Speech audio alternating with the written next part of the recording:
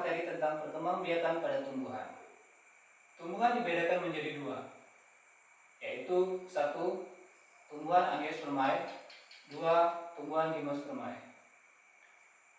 Berikut ini saya akan jelaskan cara perkembangbiakan pada tumbuhan Angiospermae. Tumbuhan Angiospermae atau disebut juga dengan tumbuhan biji tertutup merupakan tumbuhan yang memiliki ciri bakal biji berada dalam bakal buah. Perkembangbiakan pada tumbuhan Angiospermae dibedakan menjadi dua.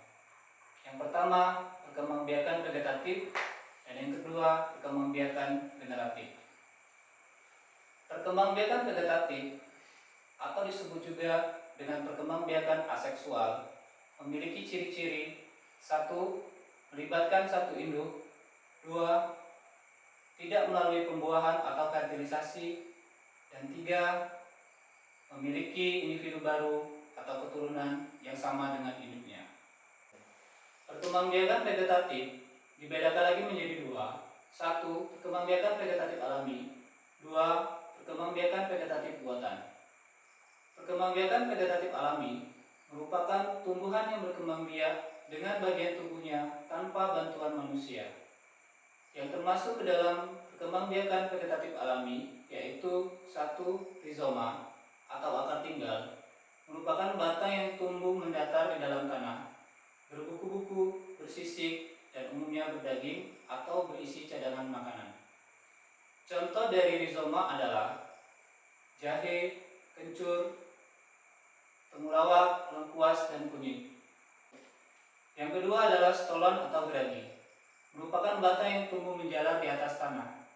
Contoh dari stolon atau geragi adalah stroberi dan pegagan. Yang ketiga adalah umbi lapis. Memiliki ciri terdapat lapisan-lapisan yang berbentuk cakram. Bagian inilah yang nantinya akan membentuk individu baru. Contoh dari perkembangbiakan dengan cara umbi lapis adalah bawang merah. Yang keempat, umbi batang. Merupakan tumbuhan yang batangnya mengalami pemengkakan di dalam tanah dan berisi cadangan makanan. Selain berfungsi sebagai cadangan makanan, umbi batang juga berfungsi untuk reproduksi.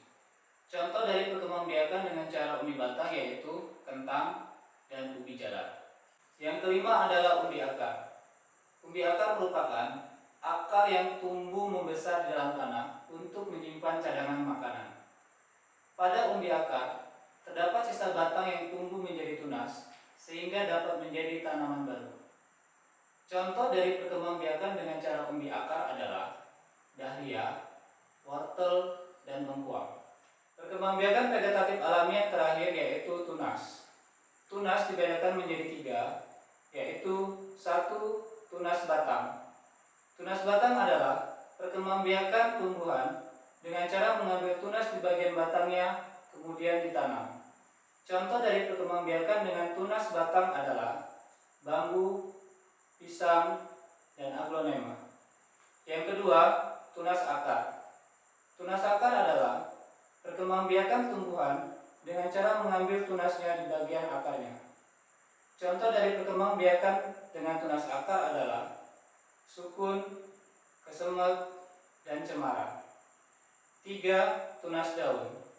Tunas daun adalah perkembangbiakan tumbuhan dengan cara mengambil tunas di bagian daunnya. Contoh dari perkembangbiakan tumbuhan dengan tunas daun adalah cocor bebek. Selanjutnya saya akan menjelaskan perkembangbiakan vegetatif buatan. Perkembangbiakan vegetatif buatan dilakukan dengan bantuan manusia. Biasanya dilakukan untuk mempercepat waktu panen dan untuk memperoleh keturunan yang sama persis dengan induknya.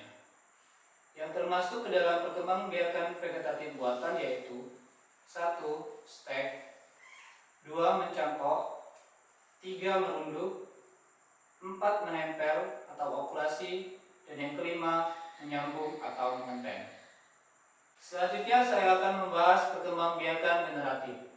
Adapun ciri-ciri dari perkembangbiakan generatif adalah satu, melibatkan dua induk; dua, melalui pembuahan atau fertilisasi; tiga, menghasilkan individu baru yang berbeda-beda. Perkembangbiakan ini melibatkan penyatuan gamet jantan dan betina. Gamet pada tumbuhan dihasilkan pada organ bunga, ketiga, bunga merupakan alat perkembangbiakan generatif pada tumbuhan berbiji. Dari penjelasan bunga sebagai alat perkembangbiakan generatif tumbuhan berbiji, sekarang kita akan bahas bagian-bagian bunga.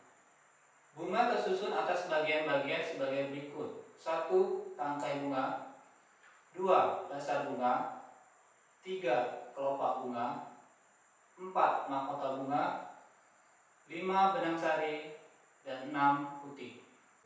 Berdasarkan bagian-bagian bunga, bunga dibedakan menjadi 2, yaitu 1. Bunga lengkap.